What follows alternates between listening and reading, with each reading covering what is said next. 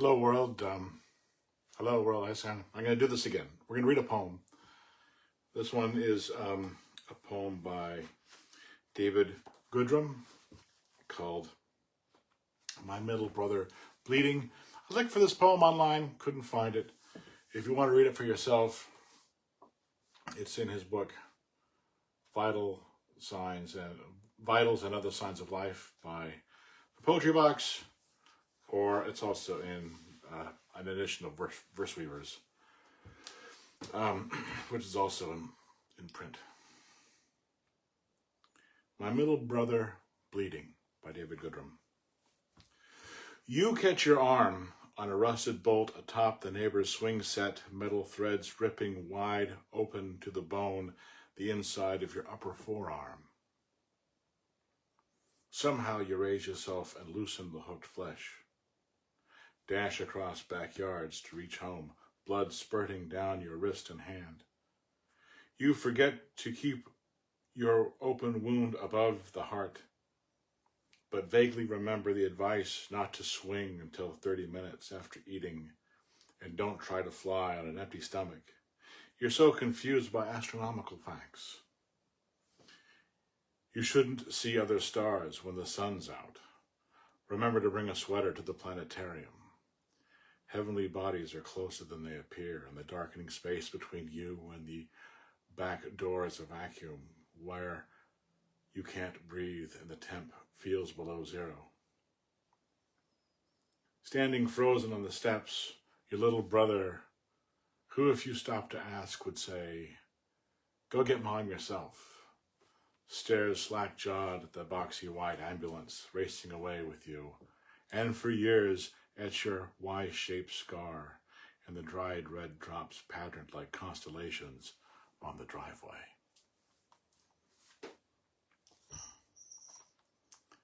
My Middle Brother Bleeding by David Goodrum. Wanted to say a couple things about this.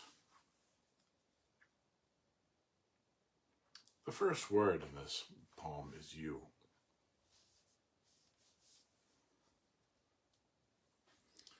You catch your arm on a rusted bolt. You're so confused by astronomical facts. The boxy white ambulance racing away with you.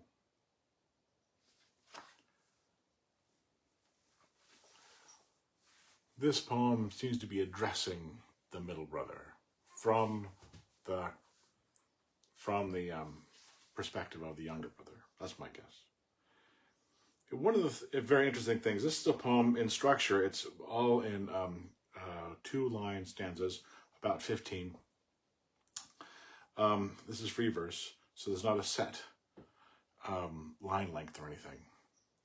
But what David does is he forces you to read certain parts of this poem slower through his lack of punctuation.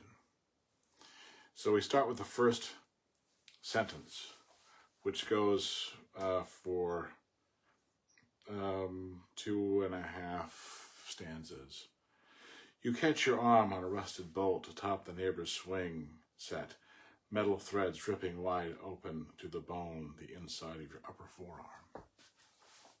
I just think that there are certain areas of this poem that that David just wants you to slow down for.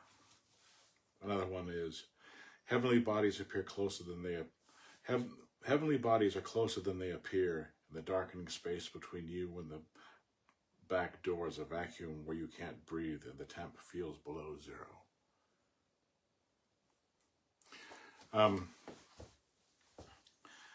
Just a writing trick to make those areas of the poem slower to read. You could say that you're trying to emphasize them maybe, or maybe you're trying to emphasize the ones that are shorter. It's hard to say, but we have these phrases in here. particularly in the second one, where we're using a lot of conjunctions like and, where we're kind of connecting these phrases. The first one is a little bit more kind of like without a lot of phrases. Anyway, something to note.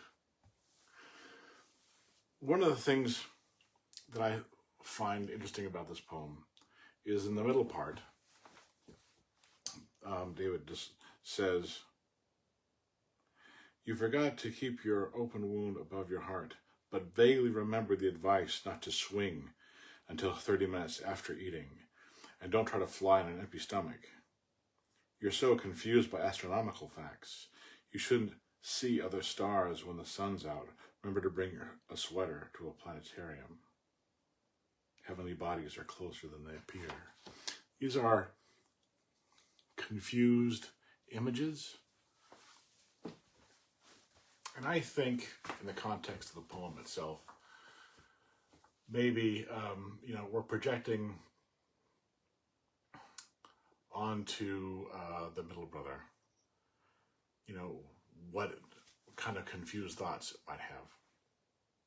If you were going into shock, or, if you're bleeding, maybe if there's some panic involved, or maybe even a loss of blood. So just those thoughts about those middle sections.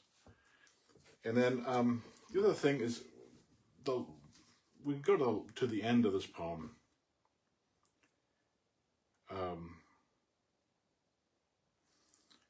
Standing frozen on the front steps, your little brother, who if you stopped to ask would say, "Go get mom yourself," which is probably what I would have done too as a younger brother, stares slack-jawed at the boxy white ambulance racing away with you, and for years at your Y-shaped scar and the dried red drops patterned like constellations on the driveway. And this is maybe a little bit more of a personal story, but I'll go ahead and relate it anyway. I used to ride the bus home from school, and we'd have to wait for the bus at elementary school, Best Maxwell Elementary School, and we had to wait for like an hour, maybe an hour and a half, for our bus to show up, because it came to our elementary school, then it went to the junior high school, and then it would deliver us to our homes. And on one particular day, there was a fight at our bus stop that I witnessed, not as a participant, but as a witness. And it didn't last very long, maybe about a second. And one of the people, the guy that got punched in the nose, and immediately there was blood everywhere from this, bloody nose from getting punched in the face. And then he ran from where we were into the office, and this is in a covered area. And one of the things that remained from that is this trail of dark red on the pavement. And that stayed there for months, maybe even years. And it just kind of like impresses me that, there are things that happen, that stick with us. Sometimes they have these elements on the landscape, like these blood drops that look like constellations, and sometimes they just imprint on our memories. And so I think that's what David is kind of describing in his poem. Anyway, great. Thank you. Bye.